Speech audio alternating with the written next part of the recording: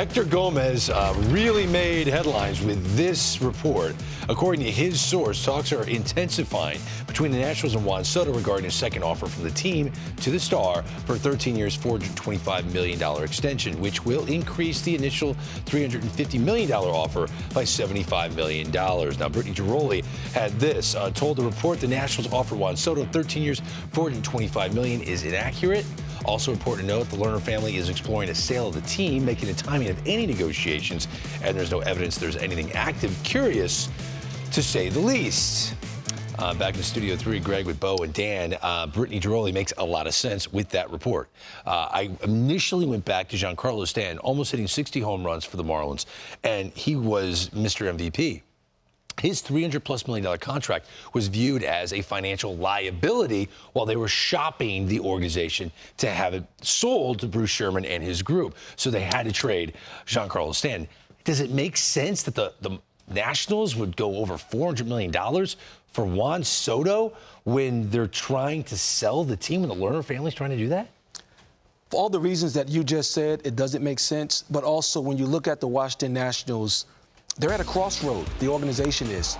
They won the World Series in 2019.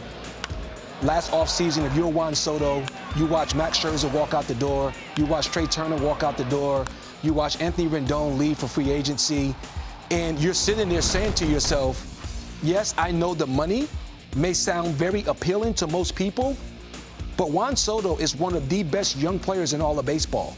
And he wants to win again, and he has to ask himself, if I sign this contract, will they be able to put a winning team around me? And I think that that's the bigger question, not whether or not the report is true. Even if it is true, will Juan Soto accept the deal? It's the bigger question. Now, the Washington Post came out and said that they are engaging each other in talks. So this is an ongoing thing. The numbers were not reported by them. But it does make sense in terms of timing because Juan Soto's hitting under 220.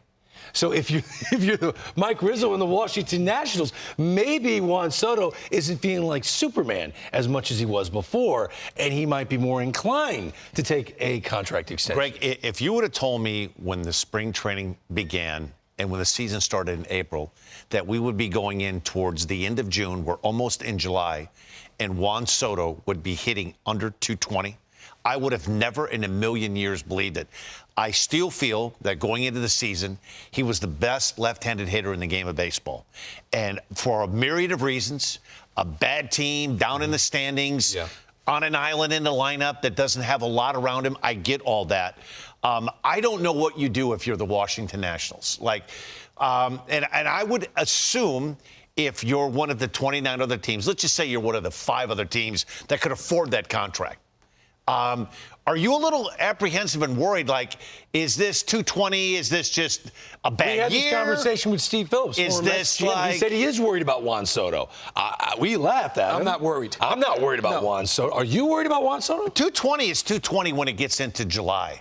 Yeah, it's a concern. It makes me feel like, okay, he's not bulletproof anymore. Because there was a while I thought that swing and his approach, what he's all about, was bulletproof. Pop to all fields, hits the ball wherever it pitched, didn't swing at a lot of bad pitches. And all those things have gone out the window. You can take Juan Soto right now. Not that the Washington Nationals is going to do this. I'm not saying that. But you can take Juan Soto right now, and you can pick any of the contenders. Take the Boston Red Sox, and let's say they have the pieces to pull it off, and they trade for Juan Soto. He'll go from 220 to probably 280 by the time the season ends, and he'll be in the batter's box like this. Yes, I'm with you. Because it will be a whole different level of energy because of what he's showing up to at the ballpark each and every day. I sat and watched this kid for 2 years. And it's one of the best swings in all of baseball. And I'm not giving him any excuses. I'm not making excuses for the numbers.